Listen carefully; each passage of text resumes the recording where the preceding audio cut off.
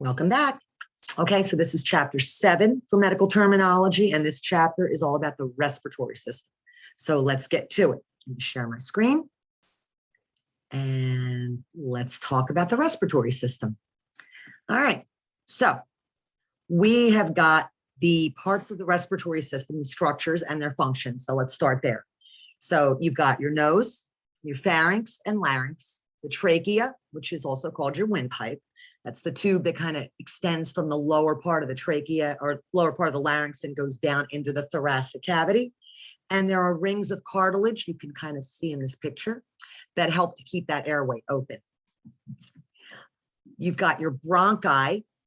Okay, so bronchi are the tubes that go into the airway, and then they bifurcate or they fork in the road, and one goes to the left and one goes to the right, and that forms the left and right bronchi. Then those turn into smaller tubes called bronchioles, and then the smallest unit that functions in the lung are the alveoli. They kind of look like clusters of grapes. So the alveoli are the ones that actually are responsible for the air exchange, the gas exchange. They take in the oxygen, get rid of the carbon dioxide. The bronchioles are just the smaller tubes that are smooth muscle that contract and expand when you breathe in and out, and they regulate the airflow to the alveoli. Then you've got your lungs. Inside the lungs, these tiny little sacs, like I said, are called alveoli, and that's where the exchange of gas takes place.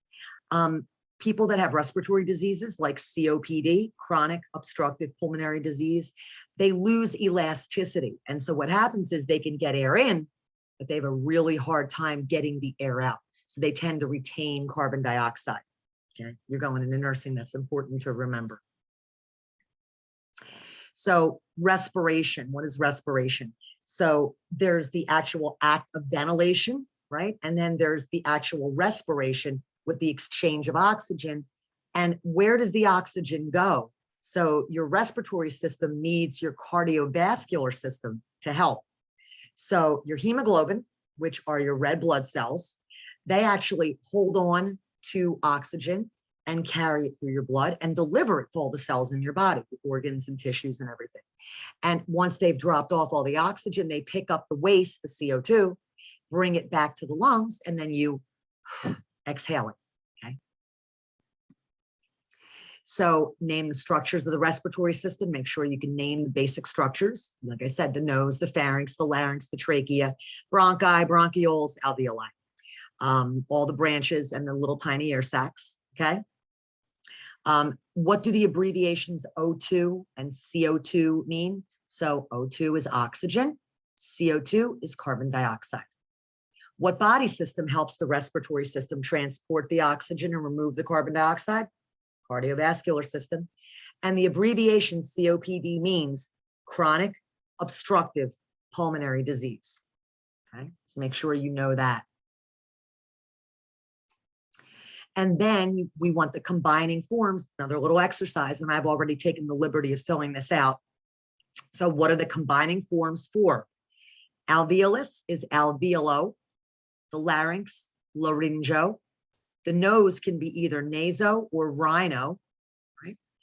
Pleura, which are the kind of the space around each lung, would be pleuro.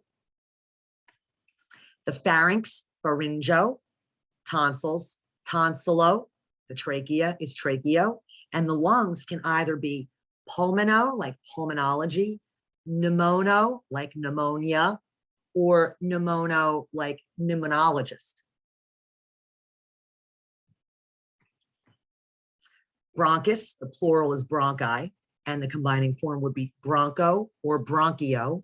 The bronchioles, bronchiolo. The chest is thoraco or thoracic cavity. The diaphragm, now that's the one that's different. It's phreno.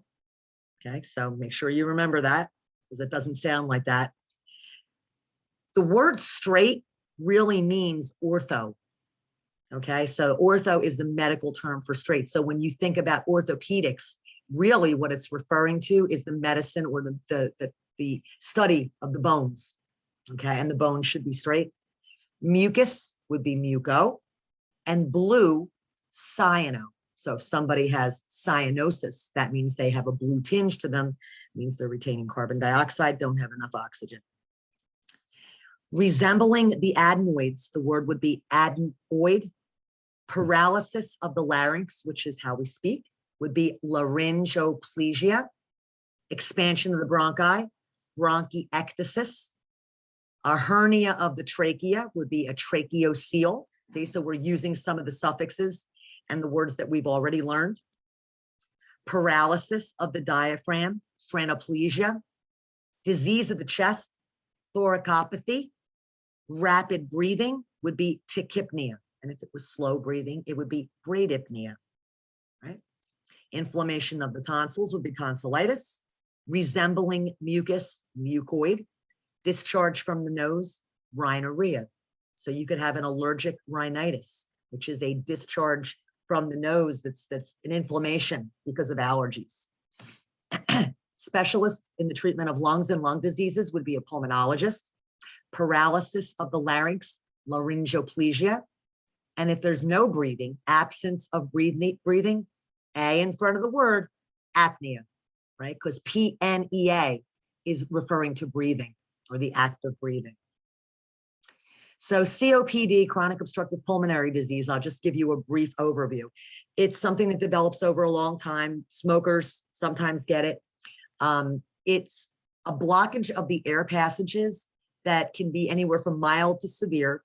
And basically what it is it's the inability to expel the carbon dioxide. So air gets in, but it has a very difficult time getting out. Insidious because it's commonly diagnosed after there's damage done. In other words, by the time we say, oh, you have COPD, there's already been some lung capacity lost. And COPD is an umbrella term. So under the umbrella of COPD, the inclusions are emphysema, asthma, and chronic bronchitis. Those are all obstructive pulmonary diseases. And then we've got some clinical exercises. So Mr. L was recently prescribed a portable oxygen tank to ease his breathing discomfort. He was told that oxygen is commonly required in patients with COPD. He was aware of his diagnosis, but he didn't know what the abbreviation meant. What would you tell him? Chronic obstructive pulmonary disease. Mrs. J hasn't seen a physician in over 10 years. She's a heavy smoker, says she has no lung problems, and refuses to see a physician until something develops. Her daughter, a nursing student, has been studying COPD. What advice would she give her mother? So I'll let you think about that. I'm not putting an answer in here. Just think about what your response would be to somebody who says, I don't need a doctor. I haven't, until there's a problem. If it's not broke, don't fix it. So specifically emphysema with COPD, there's decreased elasticity in the alveoli. So they can expand, but they can't contract. Again, air in, can't get air out. And asthma, tuberculosis, right? And chronic bronchitis can cause emphysema, okay? So in other words, something acute can cause something chronic. Signs and symptoms, long-term smoking is what it's associated with. There aren't vitamins in the cigarettes. Some of the characteristics when you look at people, they sometimes have what's called a barrel chest. And literally their chest, the thoracic cavity gets kind of expanded and barrel-like. They have difficulty breathing. They'll have shortness of breath. Sometimes they won't be able to talk or eat. And they develop something called orthopnea. Easier for them to breathe in an upright position, more difficult for them to breathe when they're lying flat. Although I will tell you, orthopnea is usually associated with congestive heart failure, not COPD. What you will find with COPD, they will lean over a desk or chair or table, and that makes it easier for them to breathe sometimes. What are the treatments? Well, we can give them bronchodilators, right? Metered dose inhalers like albuterol, inhaled steroids, tiotropium, antibiotics if they have an acute bronchitis or a pneumonia that develops as a superinfection over the COPD, and then oxygen. Mr. Z has had emphysema for 5 years. He tells his pulmonologist lately he finds it hard to exhale, and now he struggles with breathing. And the doctor tells him the disease causes a decrease in alveolar elasticity. So think about what that means. So hospitalized with emphysema, Mr. L asks the nurse to put the bed up as he prepares to go to sleep. His nurse explains that sitting upright or standing commonly helps people with emphysema breathe more easily. She tells him this condition is called, if you guessed orthopnea, you would be correct. Right? That's not being able to breathe unless you're upright. Eupnea, for the record, is normal breathing. And orthostasis, so orthostasis means still, not moving. Orthostasis would be bones not moving. COPD, asthma, they get spasms in the smooth muscle in their bronchioles. They can have a sudden asthma attack. If you know anybody with asthma, you might have seen this. It's usually triggered by something. It can be stress, cold weather, exercise, or even, something that's irritating like an allergen, dogs, cats, dust, those kinds of things. The signs and symptoms are classic. Wheezing is typically associated with asthma. And what that is, it's this musical sound with exhalation. So, right, sounds musical. It's the tightening, right, of the airways, and that air is having a hard time getting out. That's what makes that musical sound. Dyspnea, they have difficulty breathing, and they'll usually cough, and they'll have a lot of secretions, a lot of phlegm and mucus that they spit up. Try to avoid the triggers. We give them mucolytics to loosen the mucus. A mucolytic would be something like Mucinex, right? That's kind of breaks up the mucus, thins it out so they can get it out. Bronchodilators, which relax the bronchioles. And if they have uncontrolled bronchospasms, which right in the bronchioles, that is status asthmaticus, and they usually have to be hospitalized because that can be life-threatening.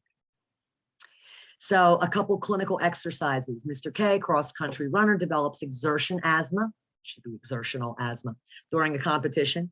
He carries a puffer.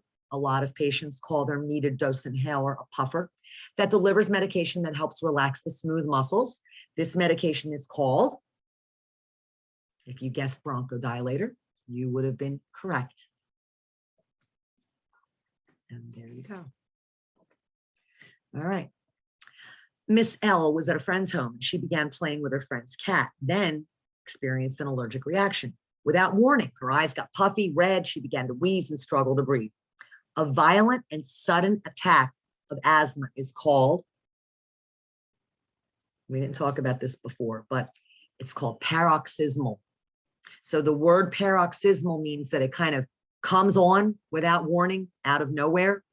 You can have paroxysmal asthma attacks. You can have paroxysmal atrial fibrillation, okay? It means that it comes on suddenly, violently, and out of nowhere. Then we have chronic bronchitis. Again, it's a COPD, inflammation in the bronchial passages, usually because of smoke, but it can also be environmental, like pollution or dust or chemical exposure, like if you work in a coal mine, right? That can also be caused by an infection, viral or bacterial. Signs and symptoms, usually a productive cough, chest discomfort, and they will have this chronic cough, dry cough in the morning called a smoker's cough. So people shouldn't smoke. Antibiotics, if it's bacterial. Inhalers, different types of medication. There's lots of different types of inhalers that can, depending on the cause of the bronchitis, treat the cause. And there are different respiratory therapy, like breathing techniques that can be used, like pursed lip expiration, that help with, getting as much air out as they can. Okay, Mr. B has chronic bronchitis. Recently, he received the diagnosis of acute bacterial bronchitis. So he's got a super infection.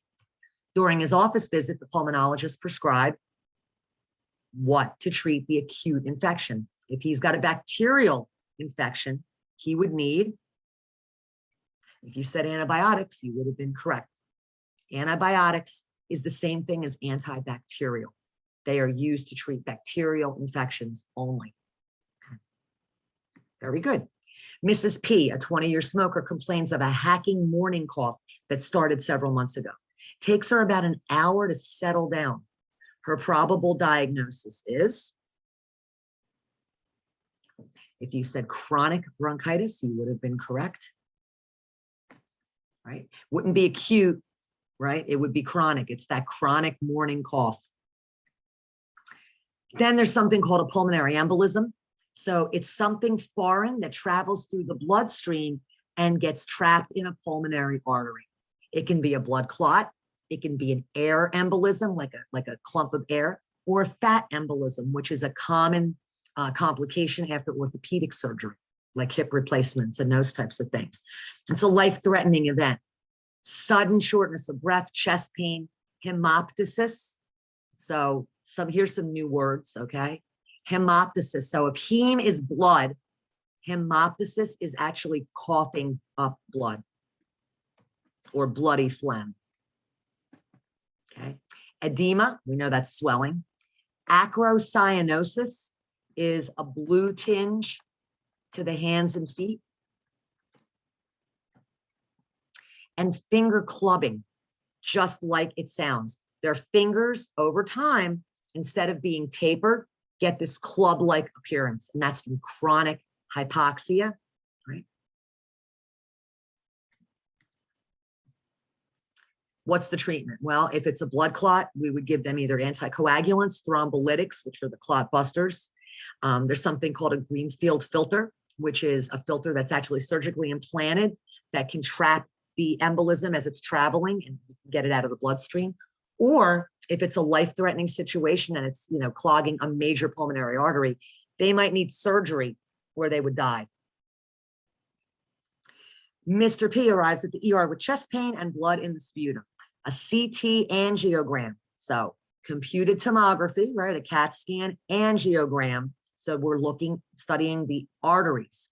Confirms a diagnosis of pulmonary embolism lodged in the vessels of his lung. This type of clot, an embolus, travels from distant veins, usually in, where do you think they come from? The most common complication for people that are sedentary or that are bedridden after a hospitalization or after surgery, it's usually a DVT, which is a deep vein thrombosis of the leg.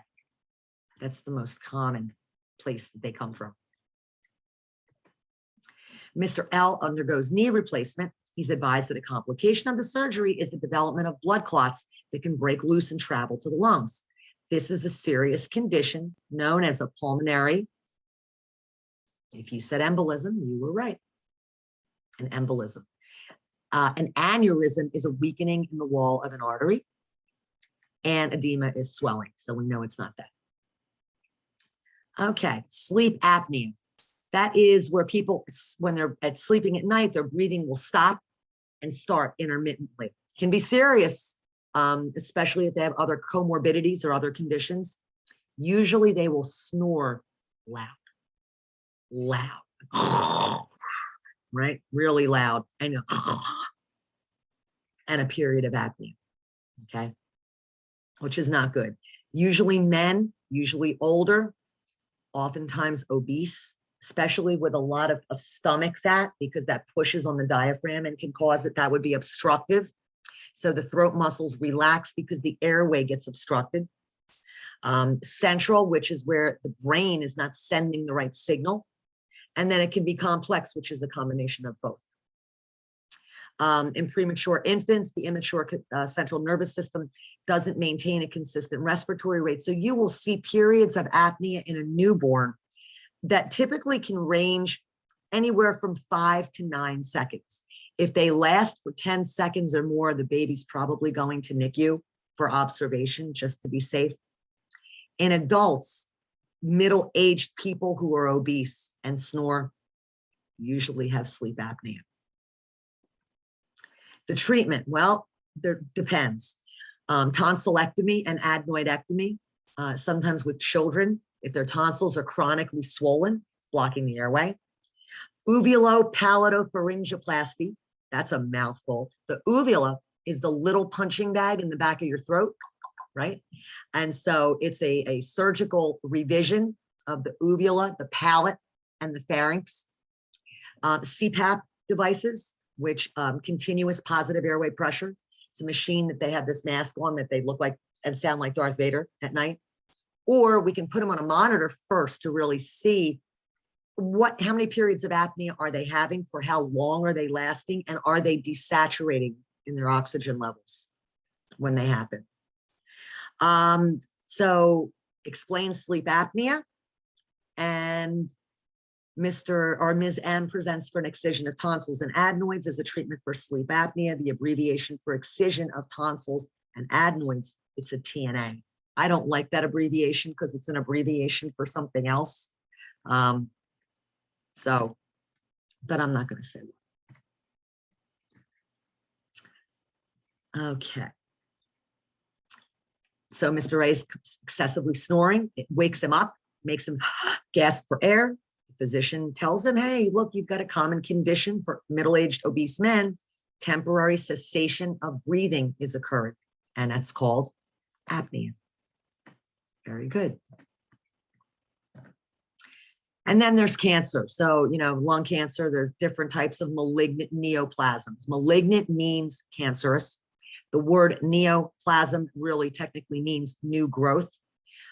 So a malignant growth can occur in the trachea, the bronchi, or in the alveoli. It is the leading cancer that kills men and women of all the cancers. The problem is this is one of the cancers where the early stages, they're usually not symptomatic. And that's the problem, because if we find it later than stage, say, 2, once we get to stages 3, 4, it can metastasize and grow outside of its site of origin, and that's not good. Chronic coughing, wheezing, chest pain, dyspnea, hemoptysis. Risk factors, chemical exposure. So asbestos, right? Mesothelioma, working in an environment where you're, exposed to certain chemicals respiratory wise. Smoking, secondhand smoke, right? The treatment depends what kind of malignancy it is, where specifically in the lung it is. It could be surgery, radiation, chemo, or it can be a combination of all those things. Tell me 2 risk factors for developing lung cancer. I'm going to let you do that. This guy smoked a pack a day for 3 years, and he's concerned about developing, or I'm sorry, she's concerned about developing lung cancer. What can she do? Stop smoking. Ms. T is diagnosed with advanced lung cancer. She asks, why wasn't it detected last year when I came to the doctor? No symptoms with the early stages. And then we have some vocabulary challenge exercises, which I am going to ask you to do. If you have any difficulty with them, you can look them up, use a medical dictionary. Okay, these are important ones to know, all of these. Epistaxis, bronchi, stridor. Endotracheal intubation, that's where we put a tube into the mouth, into the pharynx, larynx, and trachea. It goes through the mouth. Usually when people are having surgery and they're having general sedation, they will have an ET tube in. Then there's a tracheostomy, where we actually have to cut an opening, create a new opening through the neck into the trachea. Okay, that's in extreme circumstances, sometimes because of cancer and other reasons. There's something called a lavage. The word lavage doesn't have to mean irrigation of the paranasal sinuses. It can be an irrigation of other things as well, but it's an irrigation to get out mucopurulent material. In other words, to get all the phlegm out. Postural drainage is when you position the patient's body so gravity can actually help the secretions get out, and it'll actually make them cough, which helps also. Clinical exercises, we've got a few more. So what's the name for the tube or the procedure where the tube is inserted into the air passages during surgery? That would be an endotracheal intubation, right? Polysomnography, that is testing your sleep cycles in patients that have sleeping disorders. So an EEG, that's an electroencephalogram. It's electrodes get attached to the head, and the machine records the electrical activity of everything that's going on in the brain. We also record your muscles and eye movements, respiratory rate, your blood pressure, O2 saturation, and your heart rhythm to see. And polysomnography need many, sleep study, because we're looking at all of these things, electrical activity, like I said, et cetera, et cetera. And we use it to determine if there's a sleep disorder. And it helps us to differentiate different kinds of disorders. There's sleep apnea, there's sleepwalking, right? It's a thing. Teeth grinding, which is bruxism, when they're sleeping. Hypersomnia, you can sleep too much, right?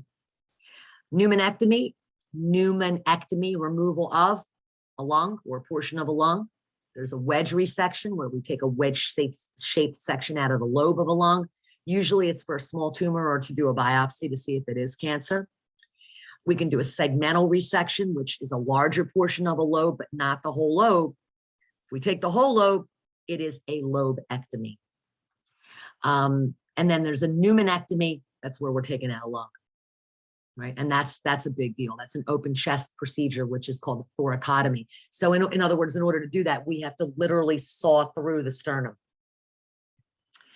Septoplasty, or rhinoplasty. Septoplasty is correction of a deviated septum. Rhinoplasty, a nose job. Mr. W fell off his bike and he got facial lacerations, which are cuts, nasal fracture, septum blocks his right nostril. The surgeon will do a repair, which is a septoplasty. Another procedure is a laryngectomy, where we actually have to remove all or part of the larynx. And basically what happens is you're going to have an opening, you're going to have a trach for the rest of your life because it separates the airway. So the mouth, nose is up here, esophagus down here, kind of broken in half. So here we go. This guy had excision of the larynx, and that is called a laryngectomy. The use of body positioning to facilitate mucus removal, postural drainage. Put that in there for you. An incision into the trachea is known as tracheotomy. If you guessed that, you would have been correct. Let's see, once in the recovery room following her TNA, tonsillectomy and adenoidectomy, Mrs. Q wears a small finger monitor that provides information regarding her O2 sat in her blood. This device is known as, that would be an oximeter. We also call it a pulse ox. Okay, almost done. And then some other procedures, a bronchoscopy is where we take a scope, go through the mouth or the nose, usually the mouth, and we go in and we're looking for something. We're looking at the larynx, the trachea. We can even go down into the bronchi and bronchioles looking for cancer. We can even do a biopsy while we're there. There you go, enables tissue biopsy or removal of an obstruction. And sometimes there are other procedures that utilize that. It's not real common because it's invasive, but if there's something blocking the airway, it's something that could be used. Then we have CPAP. There's the continuous positive airway pressure machine. And we talked about for sleep apnea. Again, a culture is where we swab something, put it in a petri dish and watch it grow to see what kind of bacteria or fungus is growing. You can do a culture of the throat. Do you have strep throat? What is causing your discomfort or your infection? A thoracentesis. Centesis is aspiration or removal of fluid. Thoracentesis, that's from the pleural space, which is in the thoracic cavity. So they can have a pleural effusion, which is fluid in the pleural space around the lung, which can make the lung collapse. We can then put a tube in or even a needle and take that fluid out. Aerosol therapies. So meter dose inhalers, puffers, right? They deliver a specific amount of aerosol medication when you push on them, right? Usually for COPD or asthma. And then there's nebulizers. A nebulizer delivers medication, but it's lengthier and it's like a fine mist that you breathe in and out. It's great for delivering medication to kids who really can't use inhalers too effectively. And a couple more exercises. Upon inhalation, a fine spray delivers medication into the lungs. The device used for this treatment would be, it's a nebulizer. If you guessed that, you would be correct. Most common method of treating COPD is the delivery of medications or mists directly into the lungs, a procedure called, and that would be aerosol therapy. Very good. We're almost there. And then we've got a few more procedures just to go over. Arterial blood gases, or ABGs. They look at what the pH of the blood is, how much partial pressure of oxygen is in the blood, partial pressure of carbon dioxide in your blood, and the bicarbonate, which is the alkaline that it's produced by your kidneys. Magnetic resonance imaging, MRI, right, where we're looking, it's the most definitive, a little better than a CAT scan. Then we have something called PFTs, pulmonary function tests. usually for people with asthma to see, you know, the actual amount of vital capacity. Well, how much can they inhale? How much are they exhaling? Sweat test is for cystic fibrosis. Believe it or not, there's also one called the KISS test. And basically, if you kiss a baby or a child with cystic fibrosis, their sweat is salty. True story. And then I'm going to let you guys do the exercises here. So, you know, what would a visual exam of the bronchi, surgical puncture of the chest, et cetera, et cetera, et cetera. Some medications are bronchodilators. We talked about them. They open up your airways. Corticosteroids decrease inflammation. Decongestant constricts blood vessels and makes the tissue shrink. An antitussive stops a cough. And then a couple more exercises, and that is the end of respiratory. So that was a whole lot. You did very well, guys. I will stop the share, and we will see you with the next lecture. Have a good night, guys.